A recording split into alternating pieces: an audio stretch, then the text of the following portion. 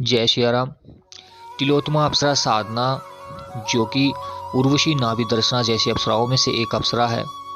यह अप्सरा अगर कोई साधक सिद्ध करता है तो बाकी फिर कोई और साधना, अप्सरा साधना की करने की एक साधक को जरूरत नहीं पड़ेगी, क्योंकि अगर साधक इन अप्सरा को सिद्ध करके इनकी शक्ति को, इनकी सिद्धि को सही से प्रयोग करता है तो फिर यह साधक का मार्गदर्शन तो करती है, बल्कि बहुत सी साधक की भौतिक इच्छाओं को भी पूरा करती है।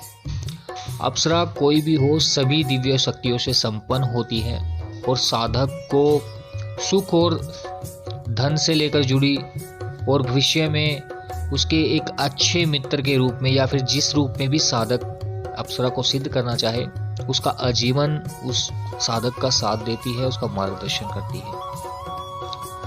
बस ध्यान रहे कि अप्सरा की दी गई शक्तियों का गलत इस्तेमाल न करें, वरना ये शक्तियाँ जो होती हैं ये रुष्ट भी बड़ी जल्दी हो जाती हैं, चली जाती हैं और वहीं फिर साधक के साथ उल्टा भी होने लग जाता है।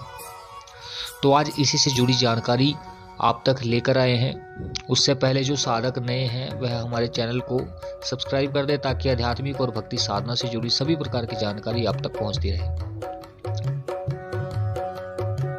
तिलोत्तमा अप्सरा साधना में कोई लंबा विधान तो नहीं है, लेकिन एक चुनौतीपूर्वक साधना है जिसको साधक को बड़े ही धैर्य और विश्वास के साथ यह साधना जो है करनी होगी, तभी जाकर एक साधक को यह सिद्ध होगी। तो इसमें जो आपने साधना का दिन रहेगा वह शुक्रवार का रहेगा। शुक्रवार के दिन आपने साधना को करने बैठना है। इसमें आपने पीले वस्त्र धारण करके पूर्व दिशा की ओर मुंह करना है और 11 दिन का यह विधान रहेगा। और एक स्फटिक की माला लेकर आपने 51 माला मंत्र जप करना है। उससे पहले एक ताम्र पत्थर आपने लेना है, जिस पर आपने केसर के साथ ऊपर की तरफ तिलोत्तमा अप्सरा लिखना है और नीचे की तरफ आपने अपना नाम लिखना है। और फिर 11 दिन 51 माला मंत्र जप करना है, जिसमें आपने एक इत्र का भी प्रयोग करना है, जो कि गुलाब से सुगंधित होगा, और अगरबत्ती का भी वैसे ही प्रयोग करना है। और जो फूल रहेंगे वो आप हो सके तो गुलाब के ही इसमें प्रयोग करें। अगर आपके पास पर्याप्त गुलाब के फूल नहीं हैं तो आप फिर कोई भी फूल इसमें, कोई भी खुशबूदार फूल आप इसमें ले सकते हो, उसका प्रयोग कर सकते हो। और 51 बार आपने इस मंत्र का जप करना है। मंत्र आप ध्यान से सुने। ओम ह्रीम ह्रीम तिलोत्तमा अप्सराय आगच्छ आगच्छ नमः।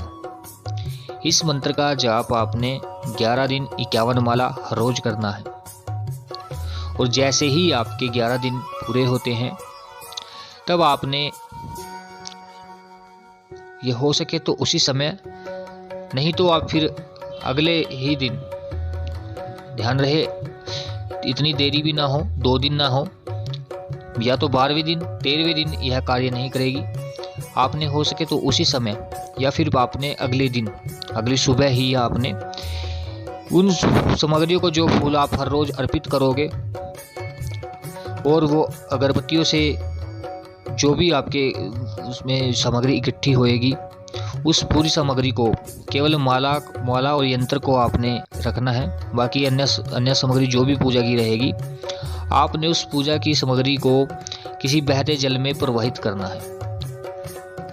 उसको विसर्जित कर आपने जो भी आपकी अनुभूतियां होंगी वो आपको किसी को भी नहीं बतानी है। केवल अगर आपने अपना गुरु बनाया हुआ है तो आप केवल उनसे ही वह उस बारे में चर्चा कर सकते हो, उनको बता सकते हो, वो भी उनसे प्रत्यक्ष रूप से मिलकर, उनके समक्ष जाकर। वरना तो आपने किसी को भी यह अनुभव नहीं बताने हैं, किसी भी अपने मित्र या अपने परिवार में किसी को भी। और सिद्ध हो जाने पर जैसे ही आपके 11 दिन पूरे होते हैं तो उसके पश्चात भी आपने 2 माला तो हर रोज ही करनी है, सुबह और शाम। 1 माला सुबह और 1 माला शाम। इससे क्या होता है कि सिद्धि जो है आपकी बनी रहेगी और हमेशा वह कार्य करेगी। फिर जब भी आपको इस सिद्धि का प्रयोग करना है, जब भी आपको इन अप्सरा की शक्ति का प्रयोग करना है। देखिए यह जो अप्सरा साधना होगी, इसमें आपको प्रत्यक्ष रूप से अप्सरा के जो दर्शन होंगे, जो आपको आपके सामने जब प्रत्यक्ष रूप से आएगी है अप्सरा, तब आपने अपने इच्छा अनुसार आप 3 वचन लेकर और या फिर अपनी माला का कोई भी प्रावधान बताकर कि आप एक माला जप करने पर आप इनको बुलाना चाहेंगे, कैसे भी वह आप उनसे वचन ले सकते हो। तो इस साधना को करें। बाकी अन्य साधनाओं के लिए आप हमारी पिछली कई वीडियो में हमने जो अपनी साधनाएं बताई हैं, कई साधनाएं बताई गई हैं, उन साधनाओं को भी आप कर सकते हैं। वह भी बहुत अच्छी साधनाएं हैं। आप उन साधनाओं को करके भी अपने जीवन को खुशहाल बना सकते हैं। हमारे द्वारा दी गई जानकारी अगर आपको अच्छी लगी है तो अपने अन्य मित्रों के साथ भी शेयर करें और हमारे चैनल को सब्सक्राइब करना ना भूलें। धन्यवाद।